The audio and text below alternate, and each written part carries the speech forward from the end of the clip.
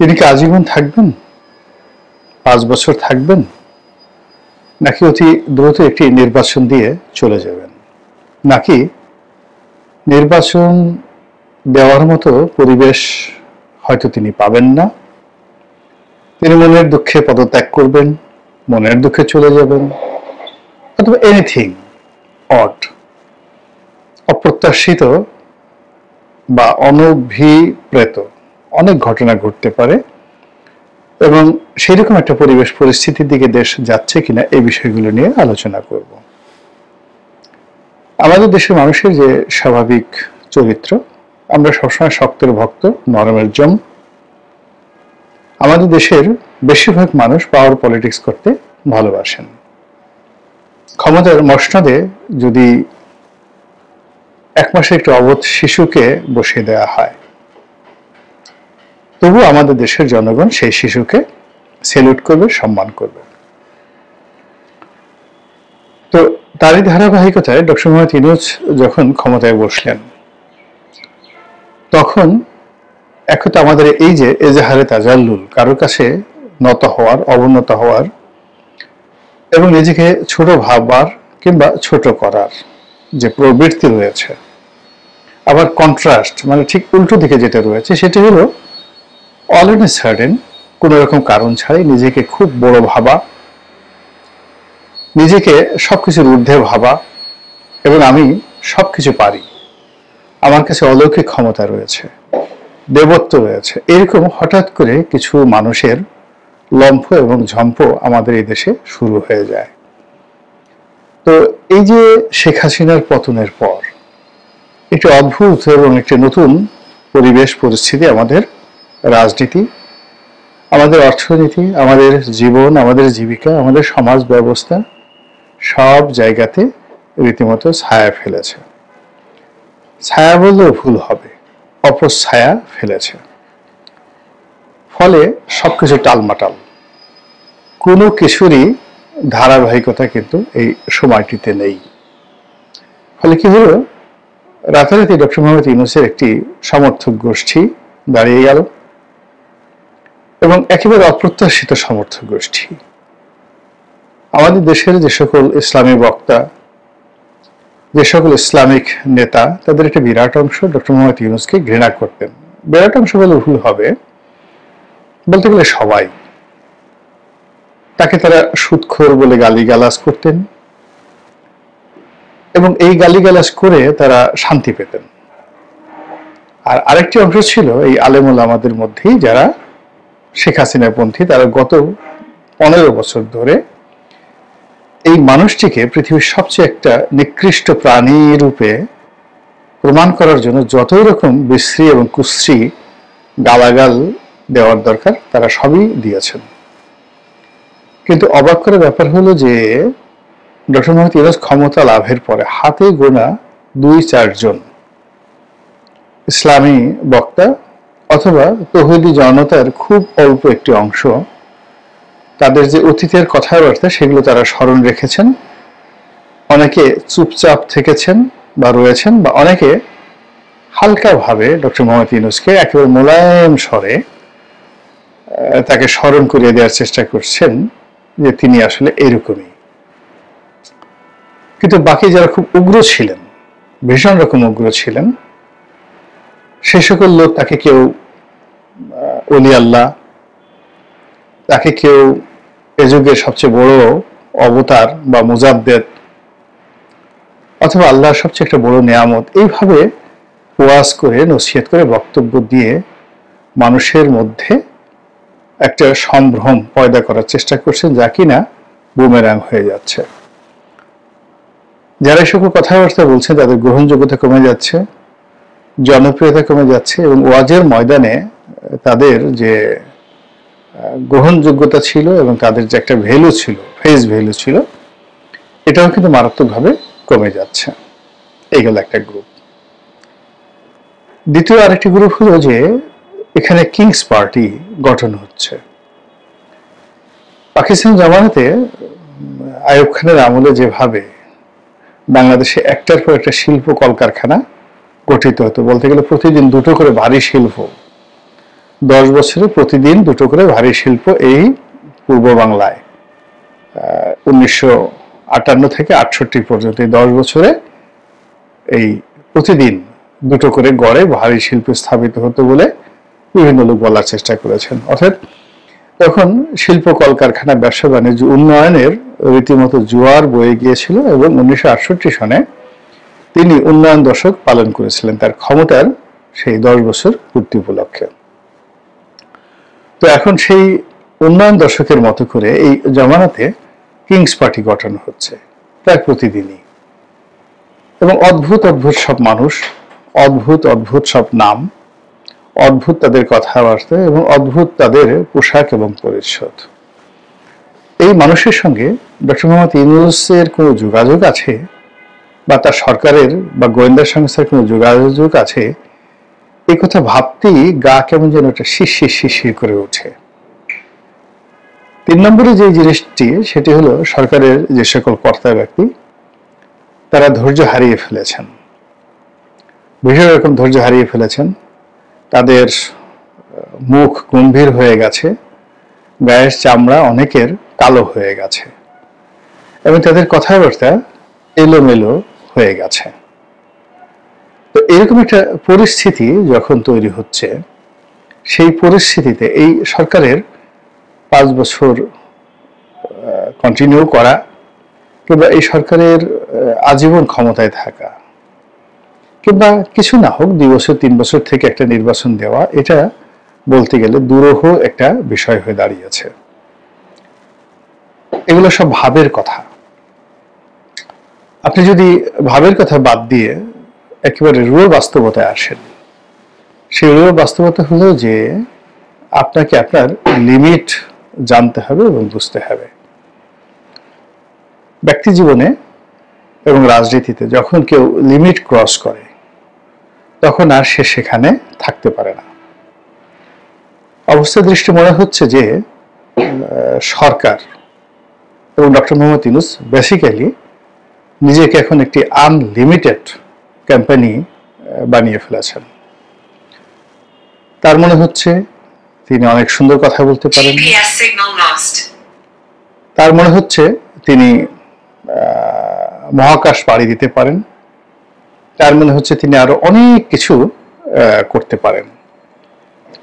এর ফলে কি হচ্ছে, তিনি যে জিনিসটি জানেন না, যে জিনিসটি বোঝেন না এবং যেটা তার কর্তব্য এবং ধর্তব্যের মধ্যে পড়ে না, এই বিষয়গুলোর সঙ্গে তিনি জড়িয়ে গেছেন এবং তার কাছে মনে হচ্ছে যে এই কাজগুলো করলে দেশে হয়তো ভালো হবে, তিনি অমরত্ব লাভ করবেন আর তার চোখে উন্নত বিশ্বের যে যাকে বলা হয় ঝকঝকে তকতকে রাস্তাঘাট, পরিপাটি বিমানবন্দর, শুনশান যে একটা বাহ্যিক অবস্থা এবং মানুষের যে নির্ভর জীবন, এটি তার মন এবং মস্তিষ্কে রীতিমতো ভর করেছে। ফলে খুব অল্প সময়ের মধ্যে তিনি এই বাংলাদেশকে সিঙ্গাপুর বানানোর জন্য কিংবা নিদেন পক্ষে মালয়েশিয়া বানানোর জন্য তিনি চেষ্টা করেছেন বা চেষ্টা চালিয়ে যাচ্ছেন বা পরিকল্পনা করছেন। এটা অনেক ইতিবাচক অর্থে আমি এটা ধরলাম, কিন্তু এটা যে সম্ভব নয়। এটি যদি তিনি লি কুয়ান, সিঙ্গাপুরের যিনি ফাউন্ডার ফাদার, তার জীবনে পড়তেন, তার ভিডিওগুলো দেখতেন এবং তার কথাবার্তাগুলো শুনতেন, তিনি 60-এর দশকে যখন রাজনীতি শুরু করলেন এবং 70-এর দশক থেকে তিনি যখন সফল হলেন, সেই সফল হওয়ার সময় তার যে অভিব্যক্তি, তার যে বক্তব্য, তার যে কথা, এই বিষয়গুলোর সঙ্গে যদি ডক্টর মোহাম্মদ ইউনূসের 1980 সনের যে যৌবন, তার যে তৎপরতা, এগুলো তুলনা করা যেত বা তাকে যদি ওই অবস্থায় পাওয়া যেত, তাহলে হয়তো লি কুয়ানের যে সংগ্রামের সঙ্গে ডক্টর মোহাম্মদ ইউনূসের এখনের যে সংগ্রাম, এটি কিছুটা হলে সম্ভব হতো। দ্বিতীয়ত, লি কুয়ানের যে আর্ত উপলব্ধি, তার যে বাস্তব অভিজ্ঞতা, এটি তিনি রাজনীতি থেকে অবসর নেওয়ার পরে যখন মিনিস্টার মেন্টর হিসেবে দায়িত্ব পালন করলেন, ওই সময়টাতে তিনি শুধু সবার সময়তে সেমিনার করতেন। ওই সময়ের বক্তব্যতে তিনি যেটি বলেছেন যে সিঙ্গাপুরের যে মডেলটি এখন রয়েছে এটি গুজরাটে হবে না। আবার একই কথা মিস্টার নরেন্দ্র মোদী বলেছেন যে তিনি গুজরাটের কিংবদন্তির উন্নয়ন সাধিত করেছিলেন, কিন্তু বৃহত্তর ভারতবর্ষে গুজরাট মডেল কোনো অবস্থাতেই বাস্তবায়ন সম্ভব নয়। তো কাজেই যারা তাকে নিয়ে খুব বেশি আশা করেছিল তাদেরকে নরেন্দ্র মোদী বলেছিলেন যে আমাকে আমার মতো চেষ্টা করতে দেন, আমি এই ভারতবর্ষে বা এই দিল্লিতে অতীতে যা কিছু হয়েছে তাদের সে খুব বেশি ভালো কিছু করতে পারবো বলে আমার কাছে মনে হচ্ছে না। এটা হলো তার প্রাজ্ঞতা। একইভাবে সিঙ্গাপুরের যে লি কুয়ান, তিনিও তার যে পরিণত বয়সের যে বক্তব্য, তিনি বারবার বলেছিলেন যে একটা ছোট আইল্যান্ড, সামান্য কিছু মানুষ এবং ভৌগোলিকভাবে এরকম একটা সুবিধাজনক অবস্থা পেয়ে আমি যে কাজটি করতে পেরেছি এটি অন্য ভূখণ্ডে আমি পারতাম না। দ্বিতীয়ত আমি যে সময় পেয়েছি এবং আমি যাদেরকে সহকর্মী হিসাবে পেয়েছি এটাও সফলতার একটা মানদণ্ড। তো সেই দিক থেকে ডক্টর মোহাম্মদ ইউনূস এখন যে সময়টি পেয়েছেন এটি বড় বেয়ারা সময়, অসময় তার জন্য এবং আমাদের সকলের জন্য। দ্বিতীয়ত তার যে বয়স, এই বয়স ভীষণ রকম তার জন্য একটা বোঝা। প্রতিদিনই তিনি দুর্বল থেকে দুর্বলতর হচ্ছেন এবং তার যারা বন্ধু বান্ধব আপনজন এর বিরাট অংশ আলটিমেটলি কবরে চলে গেছেন। যারা জীবিত আছেন তাদের একটা বিরাট অংশ হতাশ হয়ে সারাদিন পার্কে ঘুরে বেড়ান, নেতিবাচক চিন্তা ভাবনা করেন, অনেকে ধর্মকর্ম করেন, অনেকে বাস্তব জীবনের যে ব্যর্থতা স্মরণ করে সেই নানা রকম খিস্তি খেয়াল করতে থাকেন। আর অবসর সময় তারা মানুষের সাথে ঝগড়া করেন, বুড়ো মানুষের যা হয়। তো সেই বৃত্ত থেকে বের হয়ে তিনি একা এই রাষ্ট্রীয় জায়গাতে বসে তিনি রাতারাতি সবকিছু করে ফেলবেন, এটা কোনো যুক্তিতে, কোনো বিজ্ঞানে, কোনো ধ্যান ধারণায় এই পৃথিবীতে ঘটেনি। এই বাংলাদেশে ডক্টর মোহাম্মদ ইউনূসের চাইতে হাজার হাজার গুণ উঁচু মার্গের মহামানব ছিলেন।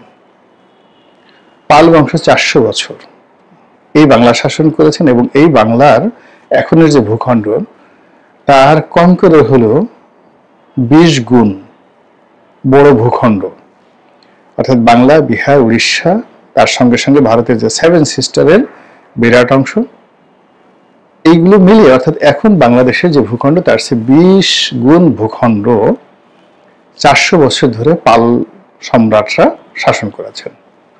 সেন সম্রাটরাও ঠিক একই শাসন করেছেন।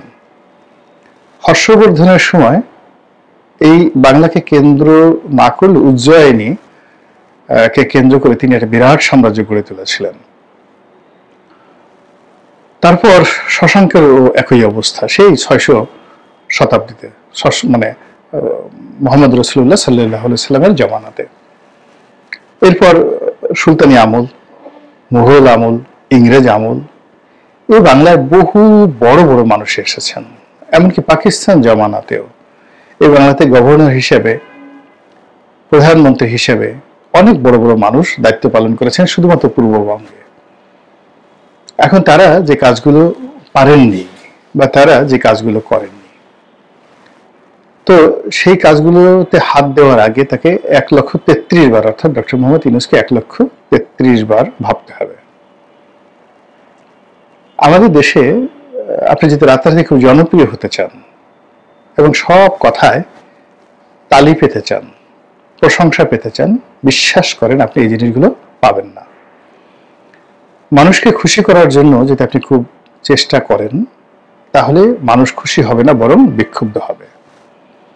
মানুষ যে জিনিসগুলো আপনার কাছে আশাই করে না সেই জিনিসগুলো মানুষকে দিয়ে যদি আপনি মনে করেন যে খুব বড় কিছু করলাম, তাহলে আপনার কপালে দুর্ভোগ আছে। শেখ হাসিনাকে দিয়ে চিন্তা করেন, এই মেট্রো রেল, রূপপুর পারমাণবিক কেন্দ্র, পদ্মা সেতু কোনো কিছু দরকার ছিল না। এই কাজ করতে গিয়ে তার অহংকার বেড়েছে, এই কাজ করতে গিয়ে সরকারের দুর্নীতি বেড়েছে, ব্যক্তি বেড়েছে, দলের মধ্যে সুবিধাভোগী শ্রেণী তৈরি হয়ে গেছে এবং তার যে মূল রাজনৈতিক যে থিম এটার থেকে তিনি সম্পূর্ণ আলাদা হয়ে গেছেন, ফলে কি নির্মম এবং নিষ্ঠুরভাবে সেখান থেকে তাকে চলে যেতে হয়েছে। তো ডক্টর মোহাম্মদ ইউনূস এবং তার যারা সহকর্মী, তারা মূল্য নিয়ন্ত্রণ করতে পারছেন না, সরবরাহ ব্যবস্থা ঠিক করতে পারছেন না, ব্যবসা বাণিজ্য ঠিক করতে পারছেন না, মানুষের দৈনন্দিন জীবনে নিরাপত্তা দিতে পারছেন না, মব ঠেকাতে পারছেন না, এমনকি নিজেদের বাসস্থান যমুনা সেখানটিও তারা রক্ষা করতে পারছেন না। এমনকি তার যে সরকারি বাসভবন যমুনার, আপনি চারিদিকে গিয়ে দেখেন ঢাকা শহরে যমুনা যে ওয়াল, চারিদিক থেকে যে ওয়াল, সেখানে যে ময়লা এবং আবর্জনা রয়েছে, ধুলো রয়েছে, বালি রয়েছে, এগুলো সাধারণত অন্য কোনো বিল্ডিং এ নেই। তো যে মানুষ তার নিজের বাড়িটা ঠিকমতো পরিষ্কার রাখতে পারে না, পরিচ্ছন্ন রাখতে পারেন না, তিনি চট্টগ্রাম বন্দরকে সিঙ্গাপুর পোর্ট অথরিটির হাতে দিয়ে এটিকে সিঙ্গাপুরের আদলে একটা পোর্ট গড়ে তুলবেন, তারপরে এটিকে একটা বিশ্বমানের বন্দর গড়ে তুলবেন এবং চট্টগ্রামকে তিনি যাকে বলা হয় বাংলাদেশের হার্ট বর্ণনা করে, এই হার্ট তিনি সিঙ্গাপুরের ডাক্তার এনে চিকিৎসা করাবেন। এটা অসম্ভব বিষয়। এই যে আরাকান রাজ্যে যে সমস্যা, রোহিঙ্গাদের সাথে যে সমস্যা, এই সমস্যা তো আজকের নয়, এই সমস্যা মুঘল আমলের। শায়েস্তা খান যে সমস্যার সমাধান করতে পারেননি, তার ছেলে বুজুর্গ উমেদ খান যে এই সমস্যার সমাধান করতে পারেননি, তারপর ইংরেজ জমানাতে লর্ড ক্যানিং এর মতো মেধাবী শাসক এই সমস্যার সমাধান করতে পারেননি। লর্ড হার্ডিঞ্জের মতো, যিনি ওই পদ্মা নদীর উপর ওই সময়টাতে ব্রিজ তৈরি করেছিলেন, তার মতো লোক এই সমস্যার সমাধান করতে পারেননি। তো সেই সমস্যাটা তিনি সমাধান করে ফেলবেন, সেখানে মানবিক করিডোর দিবেন। এই জিনিসগুলো তাকে যে কতটা বিপদ এবং বিপত্তির মধ্যে আলটিমেটলি ফেলে দিয়েছে, এটা আমরা বাইরে থেকে হয়তো অনুভব করছি, কিন্তু ভিতরে ভিতরে তিনি টের পাচ্ছেন। তো এর ফলে আমার কাছে মনে হচ্ছে যে সরকারের যে দম, সেই দম মানে শক্তি, তাগত, এই জিনিসগুলো ক্রমশ ফুরিয়ে আসছে। এরপরে সরকারের যে প্রাণ শক্তি যেখান থেকে আসবে, অর্থনৈতিক ব্যবস্থা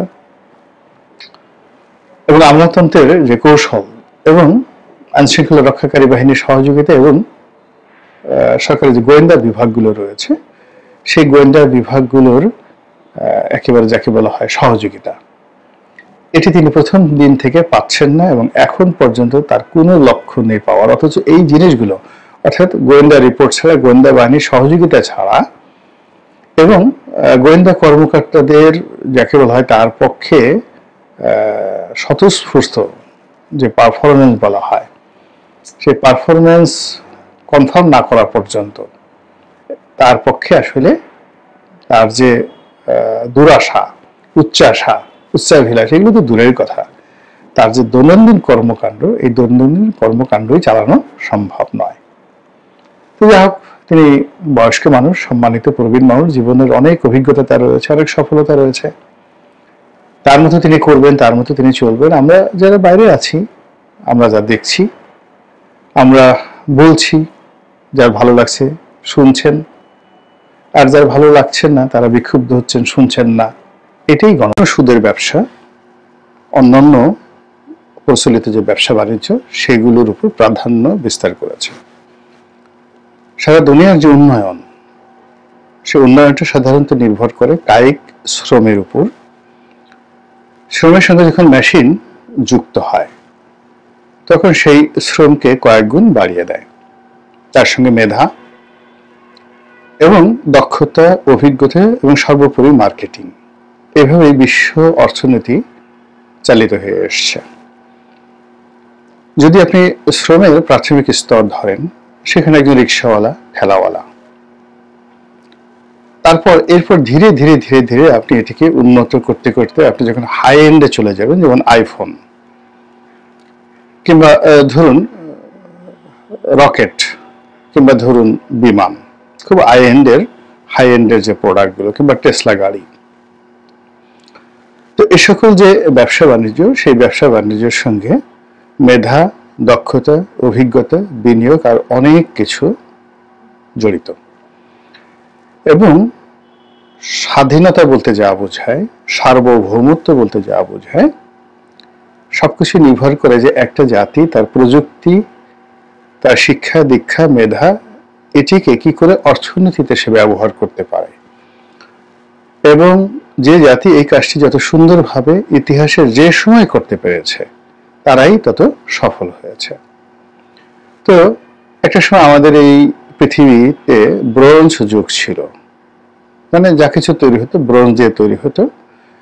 তারপর সেটা স্টিল যুগ এলো, লোহার যুগ এলো। এরপর ধীরে ধীরে ধীরে ধীরে আজকের এই পর্যায়ে আমরা এসেছি। তো এখন সেই প্রাচীন যুগ বা প্রাগৈতিহাসিক যুগ কিংবা ধরুন মধ্যযুগ, সব সময়টিতেই অর্থনীতি সফল হয়েছে যখন সুদ কম হয়েছে, সুদের কারবারি কম হয়েছে, সুদ ভিত্তিক সমাজের পরিবর্তে পরিশ্রম ভিত্তিক, মেধা ভিত্তিক সমাজ ব্যবস্থা কায়েম হয়েছে।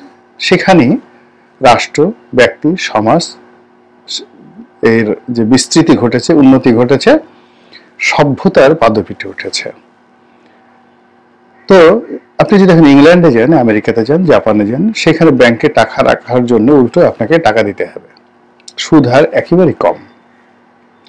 কিন্তু আপনি পৃথিবীর যে কোনো অসভ্য দেশে যাবেন, সেখানে গিয়ে দেখবেন যে আপনি ব্যক্তি পর্যায়ে সুদ, তারপরে যাকে বলা হয় ব্যাংকিং পর্যায়ে সুদ, প্রান্তিক পর্যায়ে সুদ, একটা চারিদিকে একটা সুদের রমরমা কারবারে রীতিমতো একটা সমাজকে আয়ামে জাহিলিয়াতের দিকে নিয়ে যায়।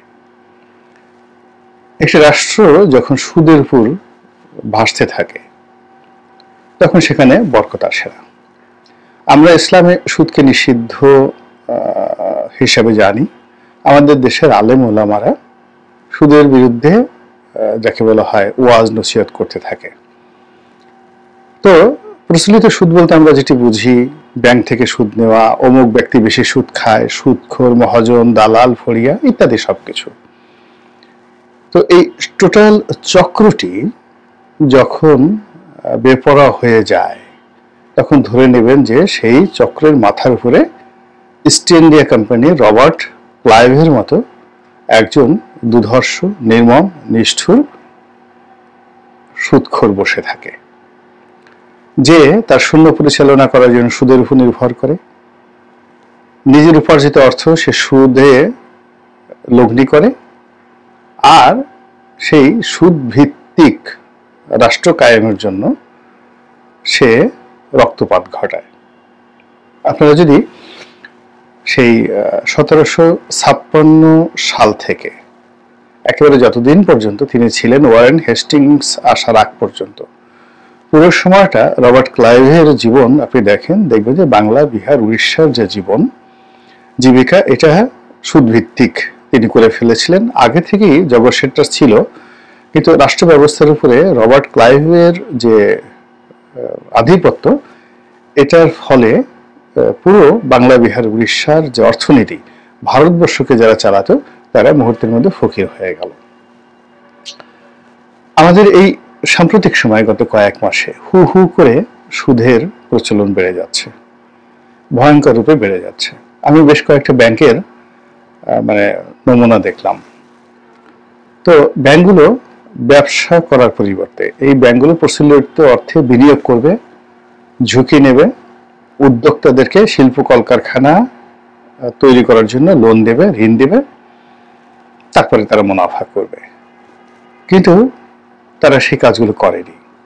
তারা অন্য দুর্বল ব্যাংককে টাকা দিয়েছে সুদে, সরকারকে সুদের উপর টাকা লগ্নি করেছে, আর সরকারের অভাবের সময় নগদ অর্থ ছাড়া বন্ডে তারা বিনিয়োগ করেছে। এবং এই কাজ করে একেবারে বড় বড় যে ব্যাংকগুলো সবগুলো এই এই প্রান্তিকে টাকায় সয়লাভ হয়ে গেছে। সেটা লিজিং কোম্পানি বলেন, ব্যাংক বলেন। আর অন্যদিকে সাধারণ জনগণ তারা ফতুর হয়ে গেছে। 2 নম্বর হলে আপনি দেখুন যে এই সরকার IMF থেকে ঋণ পায়নি, এখন থেকে স্থানীয় সুদের উপর নির্ভর করতে হবে। তাকে স্থানীয় ব্যাংক থেকে ঋণ নিতে হবে, অথবা চড়া সুদে, যদি ডলারের ক্রাইসিস হয় তাহলে বিদেশ থেকে ঋণ নিতে হবে, আর যদি স্থানীয়ভাবে তাদেরকে ঋণ করতে হয় তাহলে বিভিন্ন ব্যাংক থেকে আরও চড়া সুদে ঋণ করতে হবে। এবং ব্যাংকগুলো যখন সরকারকে ঋণ দেওয়ার মতো একটা সুযোগ পাবে তখন তারা আর ব্যক্তি খাতে ঋণ দেবে না, কর্মসংস্থান, বিনিয়োগ সবকিছু মুখ থুবড়ে পড়ে আছে। এটা আমাদেরকে রীতিমতো দুর্ভিক্ষের দিকে নিয়ে যাবে। এবং এই দুর্ভিক্ষ কেন নেবে সুদভিত্তিক একটি সমাজ, তার অনেক ঐতিহাসিক উদাহরণ রয়েছে। 1757 সাল থেকে 1770 সন পর্যন্ত ক বছর হয়? অর্থাৎ 13 বছরের মধ্যে, মাত্র 13 বছরের মধ্যে যে বাংলা ছিল স্বর্গ উদ্যান, সেই বাংলায় 1770 সালে একটি মহা দুর্ভিক্ষ দেখা দেয়। এবং সেই দুর্ভিক্ষে ওই জমানাতে 30 লাখ লোক মারা যায়। আবার বলছি, 1770 সালে যে দুর্ভিক্ষ হয় এই বাংলা, বিহার, উড়িষ্যাতে 30 লক্ষ লোক মারা যায়। বলা হয় প্রতি 5 জন লোকের মধ্যে একজন লোক মারা গিয়েছে। অর্থাৎ 1.5 কোটি মানুষ ছিল বাংলা, বিহার, উড়িষ্যাতে, সেখানে 30 লাখ লোক মারা যায়। সুদের যে কুফল, প্রাথমিক কুফল হলো এই দুর্ভিক্ষ। আমাদের দেশে যে কয়বারই দুর্ভিক্ষ হয়েছে, প্রায় তার আগে 7-8 বছর এইভাবে সুদের তাণ্ডব চলেছে। আজ ঢাকা শহরে যে সুদ ব্যবস্থা গড়ে তুলেছে বা সুদের যে বিধি ব্যবস্থা গড়ে উঠেছে, এটা জেলাতে গিয়ে দেখেন, উপজেলাতে গিয়ে দেখেন কি পরিমাণ স্থানীয় সুদী মহাজন, রবার্ট ক্লাইভ বা ইস্ট ইন্ডিয়া কোম্পানির মতো লোক দাঁড়িয়ে গেছে। অনেক মহিলা, অনেক পুরুষ, তারা কোনো কাজকর্ম বাদ দিয়ে কেবলমাত্র সারাদিন সুদ দিয়ে বেড়ায়। এবং এটা অত্যন্ত চড়া মূল্যে, মানে তারা, এমনও অনেক লোক রয়েছে প্রতিদিন বিভিন্ন দোকানে তারা ধরুন 10,000, 20,000, 30,000 টাকা প্রান্তিক পর্যায়ে দিয়েছে, তারা দৈনিক ভিত্তিতে সুদ কালেকশন করেন, অনেকে সাপ্তাহিক ভিত্তিতে সুদ কালেকশন করেন। এবং সুদের এই ব্যবসাটি আর তাদের কাছে কোনো লজ্জাকর বিষয় নয়। গ্রামে গঞ্জে, হাট বাজারে, আমার এই ভিডিও যারা দেখছেন তারা এই গত 7-8 মাসে খোঁজ নিয়ে দেখেন যে গ্রামের প্রান্তিক যে লেভেল যেটা রয়েছে সেখানে সুদের ব্যবসা কোন পর্যায়ে পৌঁছে গেছে। আমাদের দেশের এই যে সুদের প্রচলিত অবস্থার কারণে হুজুররা আগে সুদের ওয়াজ করতেন, সেই ওয়াজও বন্ধ হয়ে গেছে। এখন আর কেউ সুদ নিয়ে কেউ ওয়াজ করে না।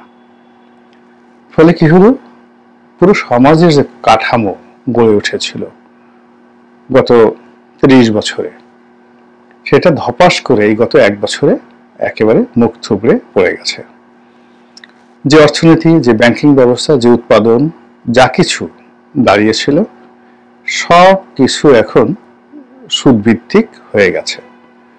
মানুষ মহাজনের কাছে বন্ধক রাখছে, জায়গা, জমি, সম্পত্তি থেকে শুরু করে আরো অনেক কিছু। এবং কেবলমাত্র টাকার জন্য একটা পুরুষ এখন দেহ বিক্রি করছে। আপনারা গুলশান বনানীতে যে ঘটনাগত কিছুদিন যাবৎ শুনে আসছেন যে গুলশানের অনেক ধনাঢ্য মহিলা সন্ধ্যার পরে বা দিনে বের হয়ে যুবক খুঁজতে থাকেন,